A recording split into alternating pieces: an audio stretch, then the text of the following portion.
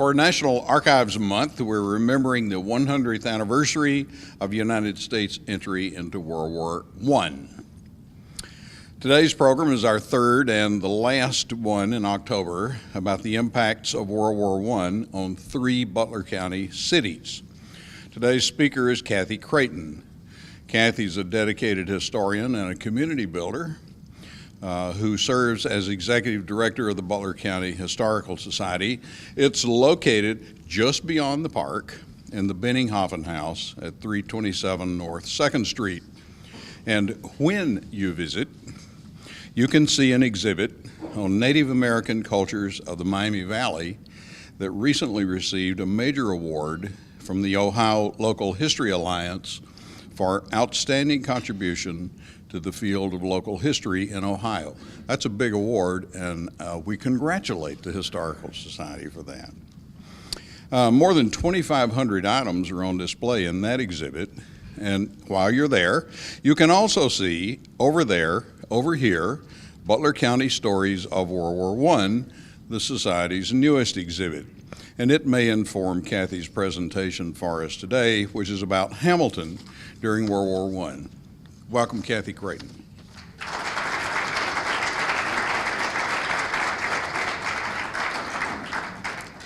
I think the most difficult part of this for me today was that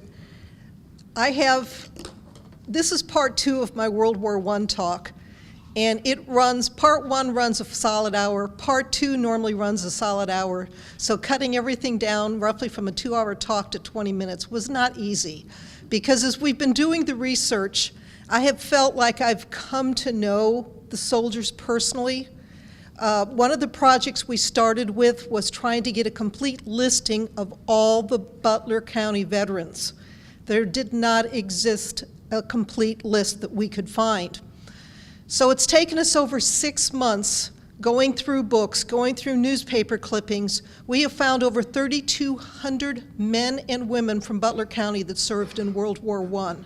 I don't want to say we're 100% correct because we may have missed someone, but I'm going to say we're 99% correct, and that has been a very important part of this World War I project.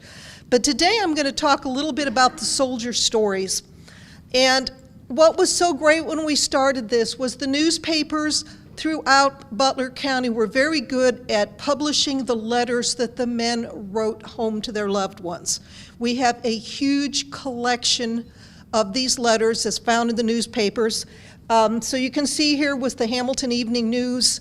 They were extremely well at doing this, and they would publish the person's picture, they would publish information, publish the letter. And you can also see where a copy of the Hamilton Evening Journal was even found on the battlefield. So Hamilton and Butler County did the best to try to keep the guys over there informed of what was going on over here. So I'm just going to go through some of the interesting stories that we have found. This first gentleman, his name's Joseph Hester, and he's writing a letter home to Reverend A.J. Vanderbosch. And he is going to talk about going over the top. Going over the top was a term that was coined in World War I, and it literally meant leaving the safety of the trenches, going out through no man's land, through the barbed wire, and trying to take the enemy. And here's the letter he writes home. He says, I have about recovered from my trip over the top. I do not mean I was wounded, but it is an awful strain on a fellow's nerves. I cannot say how I felt when I got out on the top, as a fellow forgets everything but looking for the Huns. The time we went over, it was not quite daylight, and all you could see was flashes of the guns, and talk about noise. It was the best I ever heard. The first Germans I saw were 4 coming with their hands over their heads. The next one was at a machine gun with one hand over his head yelling comrade and working the gun with the other. But believe me, Father, he won't be working another one unless they have machine guns in hell. The next person, George Weidner. He is a personal connection to the Butler County Historical Society, as his mother was the last housekeeper for the Benninghofen sisters. Many of you may know as he was known as Pappy Weidner, founder of the Middletown Airport after World War I, very much a mover and shaker in Middletown. But the reason I've included his story here was not what he did in the war. Well, maybe it's what he did in the war. And I'm sure that his story is not unique. His daughter called me about 4 months ago because we've been trying to find a better picture of George. This one was in the newspaper. And she says, well, Kathy, I haven't found the picture yet, but I have an interesting story of something that just happened. And I said, okay. She said, I just got a letter about, this would probably have been around the 1st of July this year. She said, from a lady in France. And she said she knows an awful lot about my family. And she said it was very strange because she sent pictures of her father to me. And apparently, she said, when my father was shipped home in April of 1919, he left a girlfriend behind in Paris, and his love child was born in December of 1919. So this is the first story we have found of this. I'm sure it is not the only story that we're going to find of this type, but we can't believe it was actually tied to the son of the housekeeper at the Benninghofen. Father McNary, James McNary, another interesting person, Catholic priest. He is the priest at St. Mary's of Hamilton at the time the war breaks out. He's very active in the going away ceremonies and the big parades they would give as the various groups of soldiers would leave, until July of 1918, where he himself enlists in the army and immediately is sent over to France. Now I'm going to read part of a letter that was printed in July of 1918. I'm sorry, October of 1918. Now remember, he is a Catholic priest. And it says, amidst the most terrible barrage, which began at 1 a.m., to my mind it was combined all the terrors of all the thunder and lightning storms I had ever been through or expect to go through in my life. The barrage continued until 5:30, and we rested in the trenches for a time, during which I said Mass. At 7 o'clock, over the top I went with my company. We were in support and crawling along, dodging enemy shells of gas and shrapnel, machine guns shooting at 500 per minute, snipers in case all else failed. Can you picture a Catholic priest going over the top? He said to his own surprise, he survives World War I, comes back, subsequently becomes a Monsignor, and serves 37 years at Holy Trinity Parish in Middletown. One interesting story on him, I had some people from Yorktown, Pennsylvania come in to see the exhibit a week ago. We were talking about stories, and I was telling him Father McNary's story did not mention his name. The gentleman looks at me and he says, are you by chance talking about Father McNary? I said, yes. Why? The guy started crying. He said he was my babysitter. So it's interesting how we're starting to get these personal connections. Now, how many of you knew Nick Johnson? How many of you went to his restaurant on High Street in Hamilton? Everybody, when I do this talk, they'll go, well, we all knew Nick Johnson. Did you know he was a Greek immigrant, came here at the age of 16 with a 5th grade education, but he was fluent in 5 languages. He was fluent in Greek, English, Italian, French, and Spanish. And when he goes into the service, he serves as an interpreter for the U.S. Army. Of course, many of you probably know after the war he comes back, goes to Greece, marries his sweetheart from Greece. They have 8 children, and he grows up, raises his family, and lives the rest of his life here in Hamilton. And his family made the comment that he was a great American patriot. The first Hamilton resident to be killed in World War I was Frank Derwin. And if any of you are a member of the American Legion here in Hamilton, this is the gentleman that the American Legion, one of the 2 gentlemen the American Legion is named in honor of. He is killed on April 14th, 1918. Now that's very early. The majority of the U.S. forces don't get over there until June of 1918. But he had enlisted in Cincinnati in July of 1915, served in the Mexican border against Pancho Villa, and then he was in the National Guard, and the National Guards was one of the first units sent over. And I want to read first a section from his obituary in the Hamilton paper. It says, his letters to his mother were always cheerful, filled with hope and displaying a determination that America must win the war. He had entered the Army by enlistment, he was a soldier of freedom by choice, and he stood ever willing to perform any duty in the great battle being fought on the frontier of freedom. It fell to his lot to give up his life, that the world might be made safe for democracy. Now, his brother is serving in the Marines, writes home December 11th, 1918. You may console yourself by knowing that the Boche have paid tenfold in numbers for the sacrifice that Brother Frank, who so nobly gave his life for his country, and all of the American heroes who gave their lives for the honor of their country. I have had my opportunity and desire granted to support my country, and I feel clean at heart to know that I have carried on the mission that Brother Frank so nobly began for me. Now, Hooven, this is Sergeant Corliss Hooven Griffiths. He has a very interesting story after the war, which I'm not going to go into. But the reason I like to talk about him is that shell shock and post-traumatic stress disorder was not understood in World War I. And I am totally convinced, and after I've done this talk for veterans groups, they are totally convinced that he is the poster child for post-traumatic stress disorder. And he, those of you that know Dick Hayde, this is his uncle. And when I first realized that this was Dick's uncle, I contacted the family. They said, "You mean the black sheep?" I said, "What do you mean the black sheep?" Well, he was an alcoholic, ne'er-do-well after the war, and he drifted from job to job. Anybody that knows anything of post-traumatic stress disorder, he is the poster child. But I want to explain how he gets to this point. He is with military headquarters, military intelligence. Very beautiful writer, wrote tons of letters home. First one from Camp Sherman, November 28th, 1917. Hamilton boys are thinking gas masks, practicing gas masks, almost eating gas masks. Moreover, I think some will soon be sleeping in gas masks by mistake. Most of today has been devoted to intensive training in the proper use of the masks. They had to get used to them for long periods of time.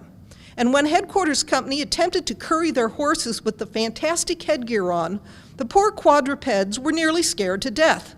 Moreover, the boys had a hard time to do a good job, as they couldn't see the horses all the time because the lens got blurred. They're actually made, they had gas masks that horses wore during World War I. Then he goes on and he gets to France and he writes home a very long, beautiful letter of how the boys celebrated the 4th of July in France. And I'm not going to read it because it's extremely long, but he talks about they didn't even apparently have flags on their uniforms. And here it is, the 4th of July. They can't find an American flag anywhere. The French people are saying, well, what's wrong? They explain to him it's the 4th of July holiday. So this little French town decides to help in. The children all learn and stand up to do recitations. The mayor, just like you'd think in a patriotic thing, gets up and does a whole long speech in French. And of course, none of the guys speak French. They have no idea what he was talking about. But I just want to read a little bit about the description of the flags that they made. He says, I can't say that the results have always been correct. 6 or 8 pointed stars, anywhere in numbers from 9 to 50, and all kinds of stripes were their best ideas. But believe me, the spirit was there. Now, as the war progresses, he ends up being shell-shocked, he ends up being gassed. But I want to read the letter that I think explains it the best. October 21, 1918. I'm trying to forget. I have a lot to push out of my mind. You can perhaps appreciate what I have been through when I tell you that I took in 30 men of my platoon, the finest bunch of fighters in the world. There are now 13 left. They died the death of heroes against terrific odds, but never giving a foot of ground. The Germans meant to attack, and they dropped the most wicked barrage on us that could be imagined. High explosive shells, shrapnel, trench mortars, and whiz-bangs, mixed with machine guns, literally made the ground heave. I laid on my back in my 2-foot trench and just waited. Each minute I expected to be my last, for no man could live through such a hail of death. Carl Thompson is an interesting person. He is from Riley, Bunker Hill. And the reason I wanted to include him If you notice up in the top right corner, that is Carl in his 60s, still in his World War I uniform. This is his entire group down here. He is in the Aero Service. But what makes Carl unique is he was the mechanic for some unknown, little-known World War I pilot named Eddie Rickenbacker. So who would think that somebody from Hamilton was the airplane mechanic for Eddie Rickenbacker? He eventually does get transferred to another unit, and I assume probably some of you were in the Army. You know that the Army does what the Army wants. Why would they take a top mechanic, and his last job was as a cook in the Army? But that's Carl Thompson. Charles Campbell Guard, I don't want to talk a lot about because he is going to be the subject of our annual dinner meeting, which is the 9th of November, and yes, I know it is the same day as the State of the City. But our program won't be until about 7:30 at the Fitness Center, so if you want to just come by for the program, you can. Our program is based off of the World War I diary and letters that Campbell Guard wrote home. I think it's because of Campbell Guard that so many of these other soldier stories were published in the Hamilton Evening News, but just mentioning that Campbell Guard is a World War I veteran. John Fakey is a Marine. He enlisted in Cincinnati March 8th of 1917 and was again part of one of the first American overseas contingents, the 67th Company of the Marines. Mr. Fakey is the only Butler County World War I veteran that has been elected to the Ohio Military Hall of Fame. He earned 2 Silver Stars for gallantry in action, along with the Croix de Guerre, the French Hero Medal for bravery. And I want to read, though, one of his letters that to me probably sums up some of the stupid things that maybe the government does. The letter is dated November 10th, 1918. Then came the last night of the war. Glad tidings had already been spread for every man in the AEF that the armistice would be signed on the 11th of November.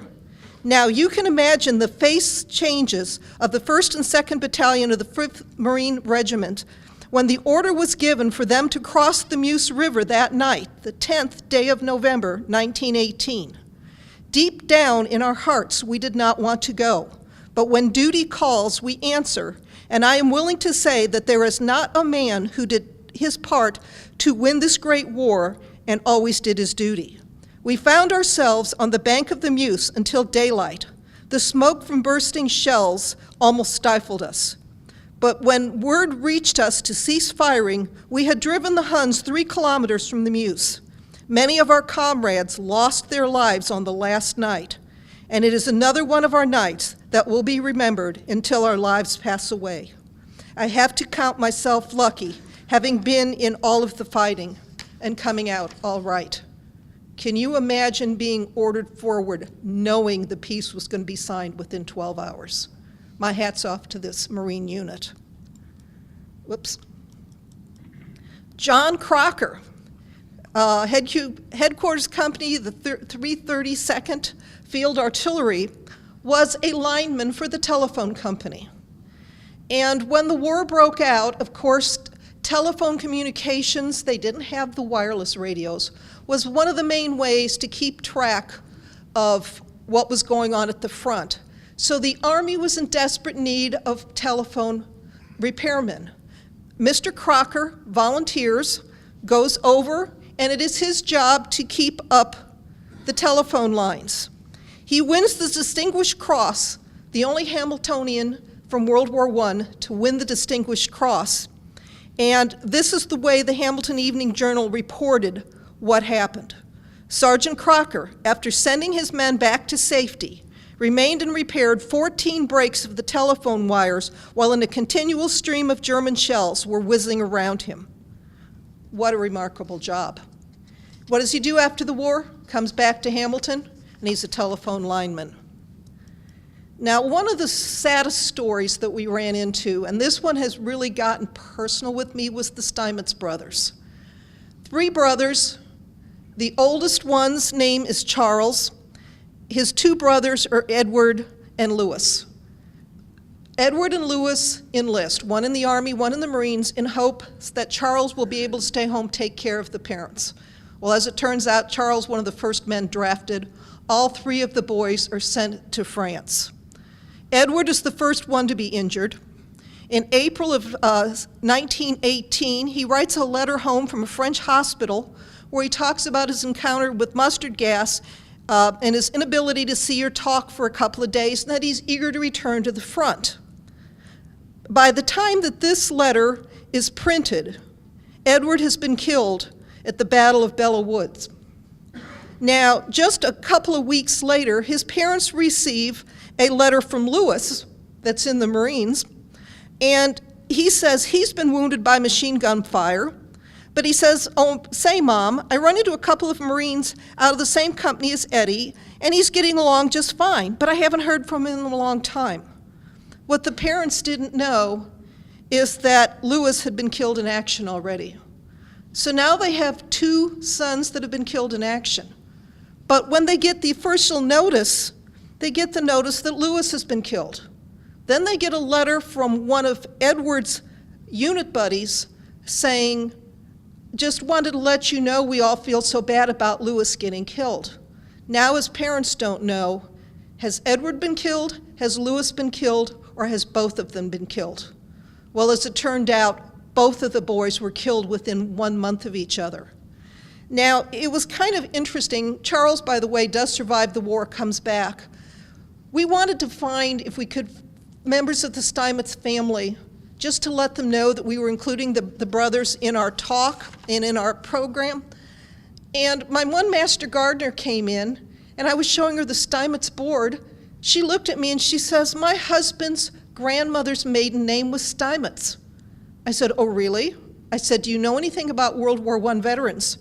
She said, "Yes." She said something about losing two of her brothers in World War I. So she goes home, gets more information, and sure enough, Mel is related to the Steinmans brothers. I said, "Well, I'd like to get better pictures because the ones we've got are from the newspaper." She said, "Well, we don't have any better pictures," but she says, "I have the rest of the story for you." And I said, "Well, what is that?" It was very difficult to get the bodies back after World War I. A lot of them weren't returned until 1920, 1921, 1922, somewhere in that area. Well, the Marine, the youngest one, his body is returned to the United States in 1921, and he's buried at St. Anne's Cemetery here in Hamilton. Lewis is still officially listed as missing in action in France.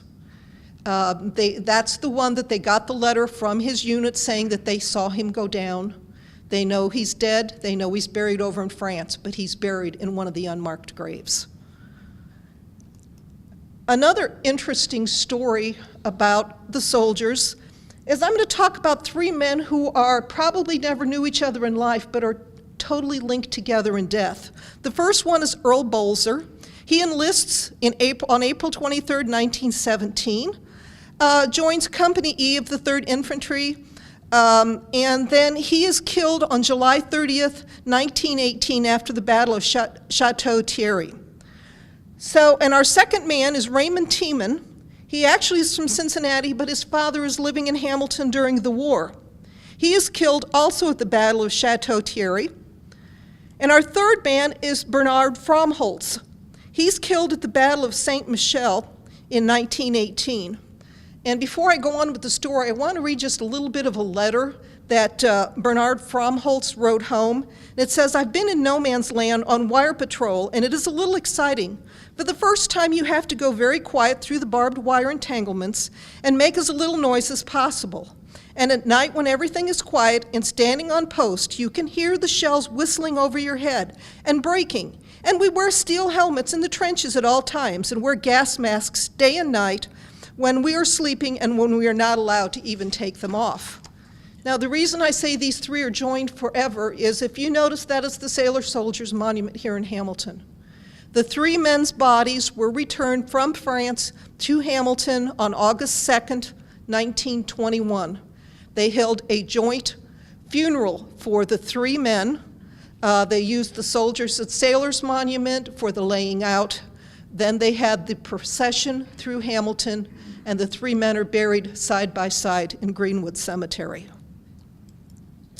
The last soldier I'm going to talk about is Fred Kwan's. Very interesting person, but what is interesting, he's wounded and gassed and the same thing like so many of the other soldiers do, but he writes this letter to his sister Mamie, dated June 30th, 1919. Now, this is already 8 months after the armistice has been signed. And his letter goes, "Well, Mamie, I had the greatest honor one could ever have Saturday afternoon. There were 6 enlisted men from the peace conference picked to witness the whole peace treaty, and there were 6 doughboys out of the whole AEF picked to have a seat there also. And I was one of the doughboys picked, you see. And I would not take 1,000 for the experiences I had there. And the name of saying that I witnessed one of the largest of history today. Now, I was asked by different newspaper reporters my name, home address, and organization, and I gave it as Cleveland, Ohio. Therefore, it may not appear in the Hamilton paper, so tell them at Cleveland, Ohio to be on the lookout for the Cleveland papers for it. The doughboys had to wear 2 service stripes and 1 wound stripe, so I had them both. After signing of the peace, I shook hands with Clemenceau, Paderewski, President Wilson, Mrs. Wilson, and daughter Margaret, General Pershing, General Bliss, and Lloyd George from England. They were standing about 10 feet from the 2 German delegates when they signed the papers. Talked to Mrs. Wilson and Margaret about 5 minutes about going home, and wished them good luck on their way home. Kid, I was right in it. And when you see there is a moving picture of it, whatever you do, go keep an eye out for me, as I know I was in it.